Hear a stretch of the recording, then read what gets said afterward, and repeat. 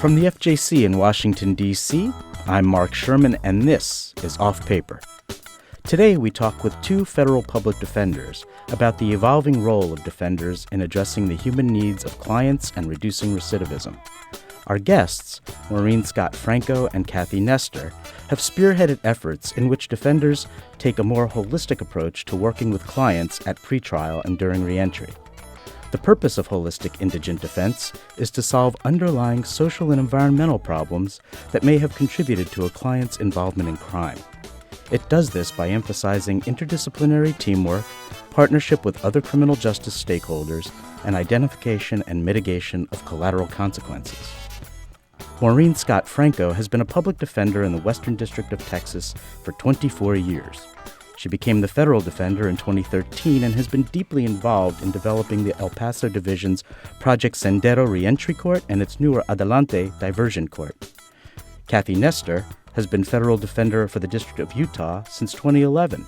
Before that, she was an assistant federal defender for several years in the Southern District of Mississippi.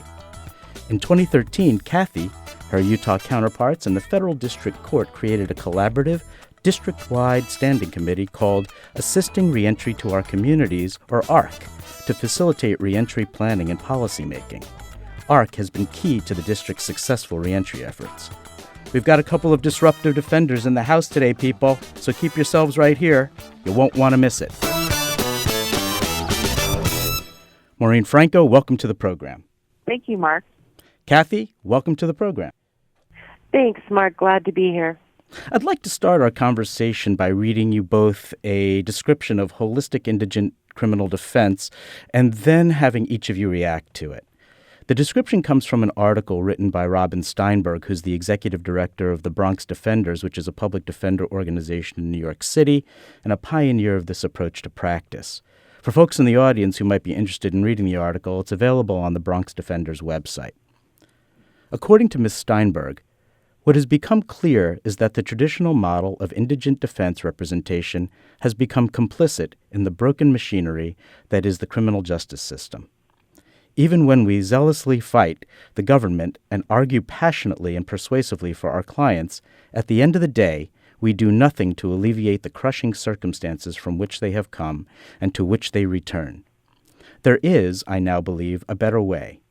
Working compassionately with indigent clients requires a first-hand understanding that the problems and challenges they face stretch farther than the confines of the criminal cases before them. Indeed, working compassionately means knowing that clients come with a host of unaddressed social problems: poverty, mental illness, alcoholism, substance abuse, post-traumatic stress disorder, and family dysfunction. Quite simply, the criminal justice system is the last stop for many clients. End of quote.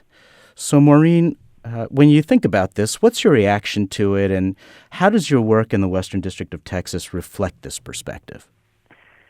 Well, I hear that. I think amen, because as you mentioned, I've been doing this for a long time and started out as an assistant defender and had success in the courtroom, but then you would see clients come back and you would quote-unquote win, but yet you really didn't solve the problem, the underlying problem, the behavior that led to the criminality in the first place. And so that was one of the aha moments I had when we first started the reentry court was, which is Project Sendero, was, how can we help people reintegrate? And we could change their mindset, but if we don't address what the environmental forces are behind them, then it's going to be for naught, because it will take an extremely strong individual, even if they become strong mentally and they make better choices, if they're released back into an environment that's not supportive, if they're released back into an alcoholic situation or in poverty or in homelessness or in, a neighborhood that is eaten up with drug addiction. And so it became very clear after starting this that a holistic approach is the only way we can solve the problem, and with the hopes that it will trickle down to other members of the client's family. Kathy Nestor, same question. How does your work in Utah reflect Robin Steinberg's perspective? What's your reaction to the quote from our article? Talk a little bit about that. It brings to mind an analogy, if you'll permit me. For example, if you were a medical physician and a patient came to you and you were an orthopedic doctor, say, and they had a broken right leg, and as you were setting their broken right leg, you noticed a terribly inflamed and infected rash on their left leg. To not do holistic criminal defense is somewhat akin to the physician just not commenting on the leg and sending him off with his right leg fixed up, knowing that the left leg's going to send him right into the hospital any day. And I think that kind of puts a little bit of perspective on how difficult it is as criminal defense lawyers to simply focus on one component of the criminal justice system without even acknowledging that there's serious issues that need to be addressed, or this person is going to be right back in the same situation. I mean, we're basically setting them up to fail and wasting resources and definitely harming our communities when people go in and out of prison like that. So for all the same reasons that Maureen just discussed, Utah as well has really taken a serious look at how do we approach the infected leg. And if we're not the person that can treat it, how do we connect our patient or our client with the person that can help them, that can treat the underlying symptoms and causes of criminality and why this person was in our system to begin with. And I just think it's very forward-thinking. I think we're all evolving. It's definitely a massive culture shift from how it's been for years and years and years. And massive culture shifts don't happen quickly, but it's really powerful when it does happen. So we also have a program. We have several programs here in Utah. We have drug court, behavioral health court for people that suffer with mental illness. We have 2 tribal reentry courts for our tribal communities. We have a veterans court that addresses particular needs of veterans. And we also have a pretrial diversion court that tries to steer people out of the criminal system before they take on all the collateral consequences of a felony. So we're trying lots of different things, and for all the reasons that Robin mentioned in her article, could not agree more with what she said in the article or with what Maureen just said. So, Maureen, Kathy just mentioned this culture shift that's taking place. And I want to sort of drill down on that a little bit with you and with Kathy, because I imagine that this culture shift is really something that strikes at the heart of the traditional approach to criminal defense work, indigent criminal defense work, especially in the work of public defenders. And I just sort of wonder, what reactions you've gotten, if any, Maureen, from either assistant defenders in your own office or other defenders across the country when they hear about the work of defenders taking a more holistic approach, the work that you're doing in the Western District of Texas, and it's also taking place, obviously, in other parts of the country as well. What kinds of reactions do you get? And, for example, do you get reactions like, that's not what public defenders are supposed to do? Talk a little bit about that.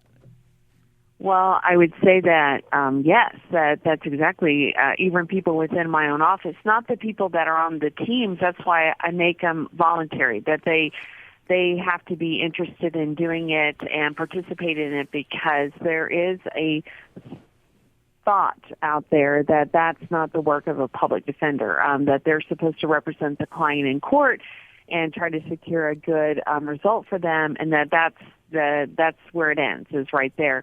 And so it really requires a cultural shift in our thinking as to what Kathy mentioned. We may be able to set the leg, but if there's a festering wound that we have not addressed or at least talked about, that it can lead to problems in this person coming right back into the criminal justice system, which, of course, no one wants. No federal defender out there or public defender out there wants to have a client come back into the justice system. But there's a certain amount of uncomfortableness of getting to know your client that deeply, and this does require an attachment to the client to a certain degree, that you have to be invested, because people can smell if you're a fraud, And if you're just putting on a show that you really care about what's going on in their lives and what's going on at home and how they're addressing their problems, I mean, most people, especially people who've been around a little bit, are going to be able to sniff that out, the phoniness of it. And so it does require you dropping down your guard that, in a lot of ways, we've been trained to put up so that we don't get too emotionally attached to our clients. And so it's a delicate balancing act, but it certainly is worth it when you see someone that you helped through resources that you have in your office or outside your office, trying parlaying that into their success. It's definitely worth it. There is great, as the article pointed out, there is a tremendous amount of personal satisfaction when you see someone who is able to change their lives and the lives of their family. I would say defenders in general, outside of our office doing this, a lot of them will, I wouldn't say a lot, but some will shake their heads and say, oh, I don't have time to do that.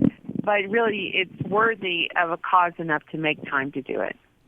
Kathy, same question for you. What's been the reaction of assistant defenders in your office? What kinds of reactions have you gotten from other federal defenders who might take umbrage at the sort of broadened role envisioned by holistic indigent defense? Sure. Well, like I stated, the downside of a culture shift is that people who are very steeped in the former culture have a hard time looking at it a new way. You hear the infamous "I'm not a social worker" comment, and I tend to question back that response. But also, in addition to what Maureen has talked about in terms of the new way that we work with our clients, it also really, really is difficult for defenders to collaborate sometimes with other agencies that are involved in the process, who we have formerly perceived more in an adversarial way. So some of the issues we have had in the office, in addition to the issues with, new types of relationships with our clients, is new relationships with other people in the court system.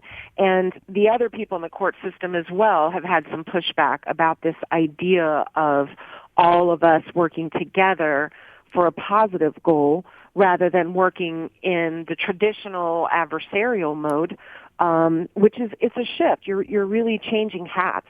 And we're so focused on being an advocate and being, us and our client against the world.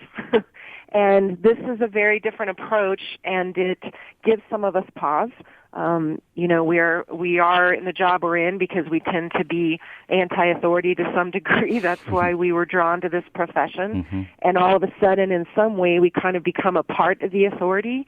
And that's challenging for defenders. And I also think it's challenging for other people in the court system to take their hats off and link arms with a federal public defender. That's not something they normally do either.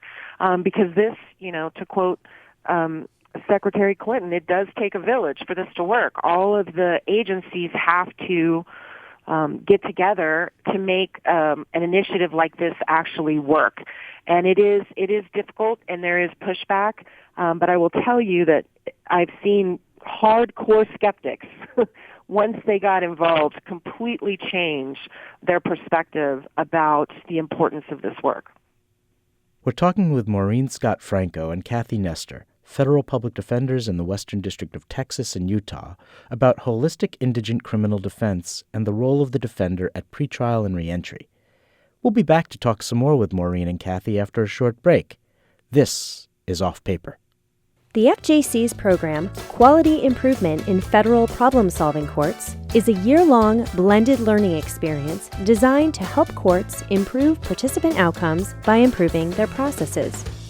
Courts learn to use the Plan, Do, Study, Act model for continuous quality improvement, an approach that was developed by Dr. W. Edwards Deming for manufacturing in the middle of the 20th century, and that more recently has been applied in human services contexts. Since 2011, teams from 25 judicial districts have participated in this FJC program. During an initial 2-day seminar, court teams practice using the PDSA model to develop ideas for improving processes over the next year. Then, during that year, each team engages in a monthly, 1-hour phone consultation with faculty to obtain guidance on using the PDSA model to address the improvements they have chosen to work on. Sometimes the improvements are fairly simple and are accomplished quickly. Sometimes they're larger and take more time. These can range from the team's data analysis and business practices to the ways in which the team interacts with participants in the problem-solving court environment. Applications for the next program, beginning in early FY 2018, will be available soon. To learn more about the program, visit Probation and Pretrial Services Education's page at fjc.dcn. We're back with federal defenders Maureen Scott Franco and Kathy Nestor. So I want to ask you both about holistic indigent defense at pretrial specifically. As you know, a significant number of federal defendants nationally are detained pending trial, even though many have been assessed as being low risk. This is a particularly interesting phenomenon because the federal judiciary, as you know, has pretrial services, so there's opportunities available for alternatives to detention. The national data indicate that the vast majority of defendants released on bond complete their pretrial release successfully. So first, could you talk about what your experiences have been in your districts with regard to detention and release, and whether you think that taking a more holistic approach to representation by defenders could have an impact not just on detention and release rates, but on the disposition of cases where defendants have a lot of challenges that make it difficult for them to stay out of the criminal justice system? Maureen, what are your reactions to that? Well, as you probably know, Mark, we have a very high detention rate in the Western District of Texas. A lot of that is because of people who don't have the proper papers or status to be released on bond. But the other part is the location close to the border. So there's a lot of interborder families and living arrangements and things like that. So that's part of the problem, and a lot of it is it's just easier, quote unquote, easier for the court to just allow people or detain people or keep them locked up, because then they don't have to worry about the flight. That seems to be more the problem as opposed to dangerousness. And so that's somewhat of a knee-jerk reaction just to detain them without bond because of the possibility that they may vote for an acquittal with their feet by going across the border. And because of the fact that some people live in Juarez, even though they're a U.S. citizen and they work over here, they go to school here, but they live in Mexico, that is a challenge because a lot of times we may have a distant relative that the client could reside with, or we have to resort to the halfway house, which is probably not the best place to put someone who's pending a case, because now you perhaps are locking them up with other people that might get them involved in further problems. And so the holistic approach is very important in a situation like this, because we really need to hit the ground running and just don't do the knee-jerk reaction of locking somebody up just because it's quote-unquote easier, and that would ensure their appearance in future courts because court hearings, because you have the marshals there to transport them. And I find that if we are able to get, especially a client that has issues, if we work on getting them out, getting them services, working with pretrial, which pretrial is amazing in the sense that they really care about what happens to the client, and they want the client to be successful. I think that that's why when people are released on bond, that it's normally a successful situation. It's really good to have a success record when you then go before the district court for sentencing, because you can really advocate for an alternative to incarceration, because this person has now hit the reset on their lives, and they were able to address the problems that led them into their criminality in the first place. And so it's extremely important, and it does require a lot of legwork by an assistant defender who gets a case that the person is bondable to try to find a living arrangement, try to wrap up the social services that they're going to need. But 9 times out of 10, it's a successful result because the person obviously has gotten the services that they need, and secondly, you're able to show to the district court that locking this person up, making them restart again after getting out of jail, is not beneficial to our community as a whole or to that individual. Maureen, it's very helpful and interesting to hear you raise issues that are sort of unique to border courts in terms of immigration and border issues. These are issues that not a lot of other districts face and really raise some unique challenges, especially for defenders and sort of other criminal justice stakeholders as well. I wonder whether you could speak to how the work you've been doing, taking a more holistic approach. Perhaps you had mentioned earlier the pretrial diversion court. Are there ways in which you are working to try to affect the disposition of the case? And we're sort of here getting into even talking about sentencing. Right. So the predisposition court absolutely is taking a holistic approach to the client's needs. That is a team of the pretrial officers, the federal defenders, the U.S. Attorney's Office, the judge. We have the service providers, the mental health providers, and also the cognitive therapists that are involved, and everyone is working holistically to try to help this client become successful so that their case will be ultimately dismissed. That's what our court is. It's a predisposition. So they plead guilty, but if they are successful with the program, then the case is dismissed against them. And it had a bumpy start, quite honestly, Sure. because I think that everyone had this idea, well, we'll just treat it like it's a regular pretrial, someone who's out on pretrial release. And very quickly, all the stakeholders realized that, oh, no, we got to look at this person in total. We have to look at all of their problems, and we have to address all of their problems, and be it living, driver's license, traffic tickets, child support issues, everything had to be approached and taken care of in order to ensure that this person was going to be successful. Kathy, same question. What's been your experience in Utah, especially with regard to pretrial and sort of the work that you're doing more holistically and the impact, if at all, on the disposition of cases? Sure. So Utah's, of course, the Mountain West, and we're traditionally a pretty conservative area, and our judges tended to be conservative in the past about making decisions about detention versus pretrial release.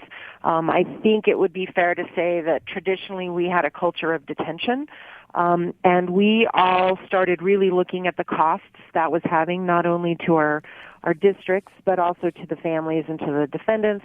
And we really dug down to see what it would take to switch more to a culture of release, which really, under the Bail Reform Act, that's what we're supposed to be, right? There's supposed to be a presumption that you are released except in particular crimes. So we started looking at different ways to change the way we approached the in-out decision pretrial. One of the areas that we looked at were these risk assessment tools that became available within the last several years. Of course, I know the audience is aware of the PITRA, the pretrial risk assessment tool that's been fully adopted and vetted and scientifically tested and is now in use in all of our districts. And what we realized was that at the time, the only person who really was even aware of the PITRA scores or the PITRA risk assessment results was the probation officer. And in our district, our probation officer wasn't even conveying those risk analysis to the court. The court was not aware of the PITRA or what it meant or what it meant. So we dug down as a group and started looking at what the PITRA was. We trained everyone about the history of it and how it's used, and we basically incorporated it into our pretrial approach, our decision in front of the judge, and we have even incorporated our PITRA scores into our pretrial reports. And I think anyone who's familiar with the PITRA and the scientific results of that, it's fairly shocking how rarely people are at a risk of violating. A tiny percentage of people, even in the most serious of criminal history categories, actually violate while they're on pretrial release. So once we all started just becoming aware of the low risk of the majority of our clients to be out on release, we slowly started seeing more and more judges willing to consider alternative conditions and allow them to be released. And interestingly, what we saw was a huge change at sentencing.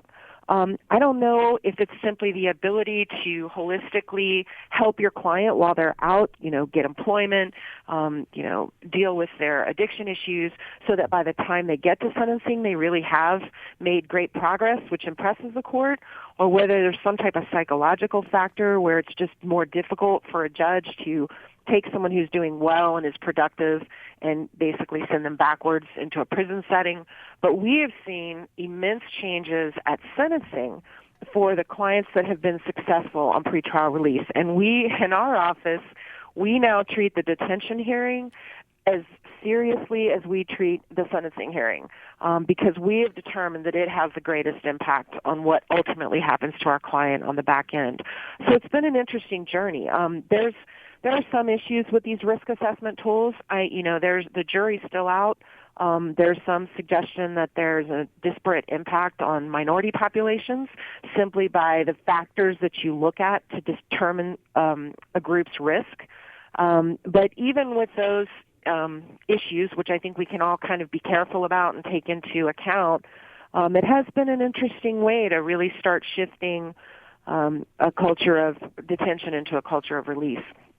Maureen, I wanted to riff on that culture of detention to culture of release a little bit more, and ask you whether you've seen progress in that regard in your district.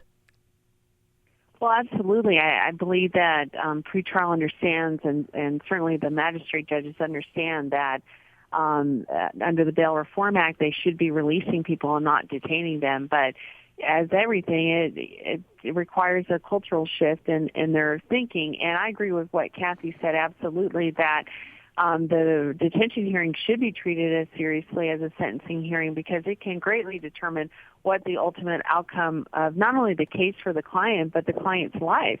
A lot of times they are missing direction. And so if we're able to get in there and help them through pretrial and backing up pretrial and help them get jobs and secure employment and good employment and help with the living situation, it really will not only impact and positively their lives, but also it helps us with advocating for them at sentencing. My guests are federal defenders Kathy Nestor and Maureen Scott Franco. After a short break, we'll talk with Kathy and Maureen about the impact of holistic indigent defense on relationships with clients and criminal justice counterparts. We'll also talk about how holistic indigent defense and the development of problem-solving approaches in federal criminal justice more generally are affecting defender offices as organizations. I'm Mark Sherman, and you're listening to Off Paper. To help supervisors learn to improve their work with line officers in this age of risk and needs assessment, core correctional practices, and reducing recidivism, FJC Probation and Pretrial Services Education has developed Supervising Officers in an Evidence-Based Environment. This in-district year-long blended learning program aims to teach supervisors an array of skills such as listening actively, providing feedback, and reinforcing officers' efforts. You'll learn to apply evidence-based principles and help officers connect risk assessment results with case plans and supervision strategies. Methods for conducting focused discussion during case staffing and interactions with officers will be examined, and strategies for reviewing case plans to ensure that they reflect evidence-based supervision approaches will be explored. Because these skills and this training are in such demand, the 2017 program is already fully subscribed, but it is not too early to start thinking about your training needs for next year. For more information about the program, visit the FJC's Probation and Pretrial Services page at fjc.dcn. Kathy Nestor and Maureen Scott Franco are our guests. I want to explore with you how the emerging holistic approach to indigent defense practice in the federal system is affecting the relationships of defenders both with clients and professional counterparts. When it comes to clients, defenders have always been viewed as their champions. After all, the primary role of criminal defense is to force the government to prove its case beyond a reasonable doubt before it can deprive an individual of his or her liberty and, in the most extreme case, his or her life. But advocates of the holistic approach, like Robin Steinberg of the Bronx Defenders, say that doing an excellent job in addressing the needs of a client's criminal case is not enough because many indigent clients have other needs that will be unaddressed and will eventually drive the client back into the criminal justice system. So I wonder if each of you could talk about a client that you or one of your assistant defenders have represented recently who had a lot of needs that wouldn't have been addressed but for a problem-solving approach, and how that changed your clients' lives. Kathy, let's start with you. I think probably some of the most really stunning results that we have seen have probably come out of what we call our behavioral health court. We have, this court is designed to assist people that are on medication, that are diagnosed, that really need a whole different level of supervision to succeed in society. And so many times people with serious mental illness just simply can't succeed under our typical culturally traditional model of supervision. So what we've seen is very ill people that come into the behavioral health court, and they come often and they're monitored, their medications are monitored, and we assist them with just the most minor problems. And we recently had a very ill man who just simply there was just none of us believed that he could function well in society without ultimately ending up back in our system. And he got his medications regulated, and he was just really receptive to connections with our social workers, our mental health care treatment providers. And he's actually doing great, and even made the statement a few weeks ago to our social worker that we have on staff that he just couldn't believe programs like this existed, and that, in fact, it was a lifesaver, that he thought he was going to die. And just really briefly, one other really interesting thing that's recently happened that just reveals how culturally tribal communities are impacted by supervision. We had a tribal reentry court situation where we had a long time, we call him a regular in the criminal justice system. Right. And he was just aged out, and he was tired, and he wanted to stop the revolving door, and he needed help. He was desperately impoverished, and he needed to hunt to feed his family, and he asked for permission to hunt with a bow and arrow. And it took huge efforts on the part of everyone involved in the tribal community, but we realized that, that was his only way that he could avoid, another charge of being caught with some type of improper weapon, such as a gun. So everybody pulled together, worked it out, got a special accommodation for him, and he has had zero problems, no weapons, no violence. All he needed was a way to feed his family. And it's just things like that if you don't experience these types of collaborative court settings, that man's problem never would have been addressed or even realized, and he'd have ended up back in the system because he would have gotten a gun and hunted and done everything he wasn't supposed to do. So just little stories like that, I think, really show that there are small things that can make huge differences in the trajectory of people's lives. Maureen, can you talk about a client you've worked with in this way and what happened to them? Yes, the one that pops in my head is one of our participants in the Adelante program who is, as it turns out, borderline mentally retarded, and he was facing a tremendous sentence. It's what we refer to as a bridge case. He got recruited to cross a load of, I think it was methamphetamine, if I'm not mistaken, and he, as it turns out, so he came in and struggled terribly at first, because one was we have group hearings, and that was very uncomfortable for him because of his inability really to cognitively grasp everything that was going on.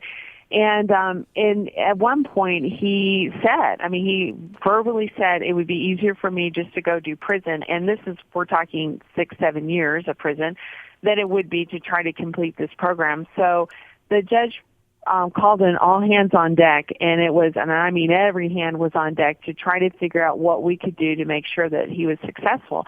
And so then we delve into his history and into his situation with his mother. His father had committed suicide. His mother had serious mental health problems. He had a brother who was in the criminal justice system as well.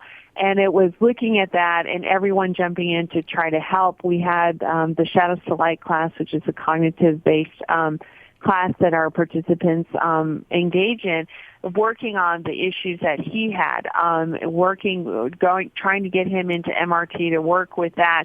And it took a while. We separated him from the rest of the participants, and he reported in, even as he phased through the program, he reported in on a weekly basis because he needed that attention on a weekly basis so that he saw everyone was behind him. And he will graduate within the next couple of months. And this is somebody who, at the very beginning, thought that it would be easier for him to do 6 or 7 years in prison than to try to tackle the problems that he had. And I will tell you, there was probably people in that courtroom that thought the same thing, that it would be easier just for him to go do his prison sentence, and for all of us to take off our blinders and figure out what was going on in his life and to try to make a difference for him. And it's made a tremendous difference for not just him, but for his mother. She's now, because of our involvement, she's now getting proper mental health care. The brother as well is doing much better on his criminal justice issues because of the good example his older brother is presenting to him. Those are amazing stories. And when I hear both of you describe the impact that your work and the work of the other professionals in the court that you are both working with, it's really quite extraordinary and so different than the stories we hear, and just so different from the traditional way of working. And I think provides a nice segue into this next part of the conversation, where I wanted to switch gears a little bit and talk about how taking a holistic problem-solving approach to client representation has affected your office's relationship with counterparts like probation and pretrial services. Kathy referred earlier to the challenges to defenders of collaborating when they are traditionally, sort of used to engaging in an adversarial relationship, and that sometimes extends to not just the U.S. Attorney's Office, but to other stakeholders that you all work with regularly. I think it's no secret that the relationship between defenders and pretrial services officers generally is quite good, primarily because pretrial services, when executed well, is helpful to the court and the defendant, and therefore to the defense lawyer. On the other hand, the history of the relationship between probation and defenders has been more adversarial. In part, it's because of the officer's role in compiling the pre-sentence report under current sentencing law and policy, and the officer's law enforcement role when it comes to supervision. Also, the defender in doing his or her job must be zealous in defending the client, which for some officers I think comes across not so much as an ethical obligation of defense counsel, but as getting in the way of the officer who's simply trying to do his or her job. It seems to me, though, that with a problem-solving approach, these professional relationships are evolving. And I'm wondering if you're seeing the same thing and if you can speak to that. Kathy? Actually, I have a great example of that. So one of the things when we started folding the pretrial risk assessment into our pretrial process, we all decided we wanted to have a pretrial report at the initial appearance. Many of our clients were needlessly being held for 2 to 3 days, which is just enough time to lose your job, right? And we just decided we didn't want to do that anymore, that we thought it was a waste of money, especially if they were ultimately going to get out. So we looked at our system and said, what are we going to have to do to have a pretrial report ready at the initial? And we realized that all of us were going to have to change the way we worked a bit.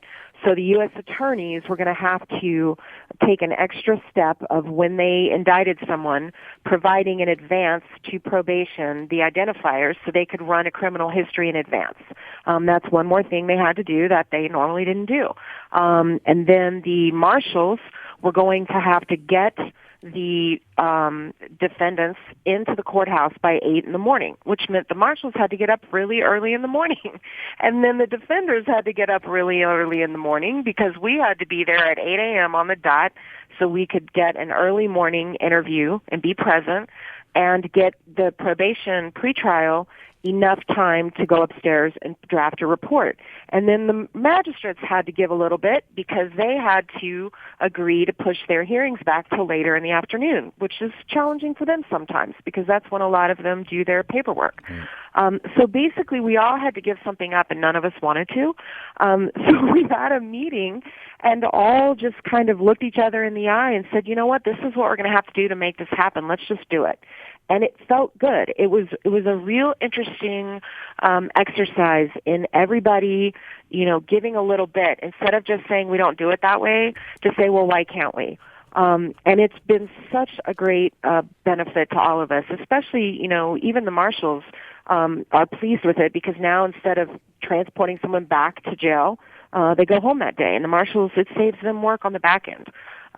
So it was a really interesting way to work together as a team instead of against each other, and it benefited everyone. And it was just very emblematic of how we are starting to see each other as a team rather than as adversaries when it comes to issues like this. And it's improves all our relationships even when we are adversarial. And it kind of brings people's hearts out. You get to see that they do really care about your clients when you were skeptical of that before. So it's been a great experience, I think. Maureen, have you seen a similar evolution in terms of the relationships that you and your assistant defenders have with your counterparts in the system as you work on cases, and just sort of whether it's within the sort of collaborative court context or just sort of in the more traditional context? What have you observed? Well, I would agree with what you had stated earlier, that the relationship between a defender's office and pretrial has always been a much more cozy, warm, and fuzzy relationship and feeling than what defenders have felt towards probation officers, which, I remember for many, many years, really until I started this court, thinking of them as the enemy because I didn't think that they were there to help the client. In fact, I probably have said that in my younger years, when they were doing a pre-sentence interview, they're not your friends. They're going to come across as your friends, but they're not your friends. And so participating in this court completely changed my philosophy about that if you have that the people who are drawn to doing probation work, especially the supervision officers, if they have hired right, which in a lot of cases they have, they really are as equally vetted to the idea that you are, or wedded to the idea that you are, that you want this person to be successful.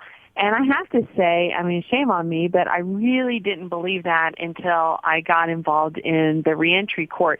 And then I saw it firsthand. I saw officers that were going overboard and working long hours to help the client be successful in the court. And it really gave me a new respect for the type of work that they do.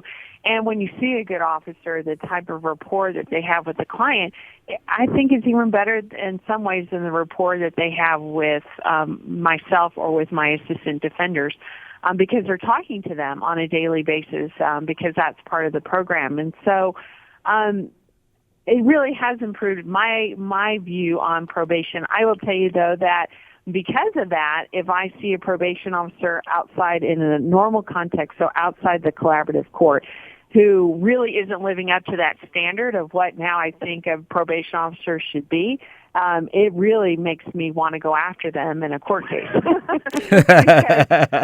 Because you know that they've been given all the training and the programs and the education, and they know how to do it right. And when you see that they're not doing it right and that they're really setting the client up for failure, it really angers you because you know that they have been given the right resources to do it right. We are nearing the end of the program, but before we close, I wanted to ask you both whether, in light of this emerging holistic practice, you've made any changes to the way your offices operate, or if you've observed changes in the way other defender offices operate, or just sort of whether the practice has kind of naturally evolved. For example, I've noticed that some defender offices, and Kathy referred to this in talking about her own office's work, I've noticed that some defender offices have social workers on staff to assist clients with needs that exist outside of their criminal cases. I imagine that some defender offices have ramped up sort of employing staff who are non-lawyers, social workers, or whomever, who can work with clients in that kind of way. What are your thoughts about that type of thing? Maureen? Well, I recently hired it, and really based upon what I learned from Kathy's office, to hire a social worker, a mitigation specialist is what we call her, but she's a licensed social worker, and because of that, she's able to bring in interns who are trying to get their master's in social work, so you get an extra benefit because you get free labor. But it's been enormously helpful to us in the traditional setting of our cases, because she's able to really delve into the client's history and is able to find the information that is assisting us in advocating for the client at sentencing. And I mean, I can't believe that we did it for so long without somebody like that, because I think that we all thought that lawyers and investigators can do it, and really we're not trained to do that. And it really does require us shifting how we think in order to get the whole picture of the client, in order to present that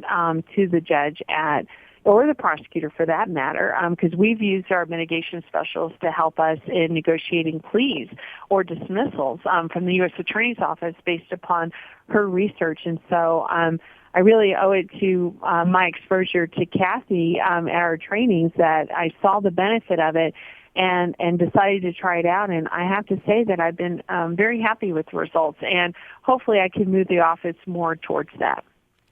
Kathy, what kinds of things have you done? You mentioned the social workers in your office. Sure. Talk a little bit about that. So I'm just tickled that Maureen has seen the light now. That makes me happy. But we have two social workers. One of the things we did was I created a mental health committee. Over a third of our clients, it ebbs and flows, but clearly have serious mental health issues. And we actually have our committee screen every case that involves mental health issues to make sure that we're working with the right care providers, that we're doing the proper evaluations. We have our social workers do initial evaluations. And that is really that holistic approach of looking at the core issues the person is suffering with, even before we ever get to the crime they've been charged with. And that's made a huge difference for our clients who suffer with mental illness, which again is just a huge portion of our client base. We've also really engaged people across the spectrum. I probably have a total of 15 different people in my office involved in one way or another in holistic work. I will say that I get frustrated because the courts have not really created a budget for these kind of things yet, and we're still really trying to educate the courts on why this is important and why it should be funded and why there should be staffing formulas that take into account the work that we have to do over and above our mission, which is to set the leg, right? We're all doing that too. So I hope in the future that we see more support in terms of funding for allowing designated people, that this is just their role and this is what they do and we should pay for them to do that and not have it be people working, late hours or on their own time to accomplish these goals. So we're trying to push that forward. And again, it's a slow process, and it's going to require judges across the country and the ones who serve on the major committees to really understand that there needs to be funding for this. And I'm hopeful that we're getting there. And I'm grateful to this podcast for giving us a chance to convince some people of that. So thank you. Well, this has been a fascinating and enlightening discussion. Maureen Franco, thank you so much for talking with us. Thank you, Mark. I appreciate it. And Kathy, thanks a million for joining us this morning. Thank you, Mark. I enjoyed it. Maureen Scott Franco and Kathy Nestor are federal defenders in the Western District of Texas and the District of Utah. They've been at the forefront of holistic indigent defense in their districts, addressing clients' needs beyond their criminal cases. By doing so, they're helping clients avoid involvement in the criminal justice system. Their work, and similar efforts by other defenders, is transforming indigent defense in the federal courts and improving outcomes for clients, courts, and the public. Off Paper is produced by Paul Van Vass. The program is directed and edited by Craig Bowden. I'm Mark Sherman. Thanks for listening. See you next time.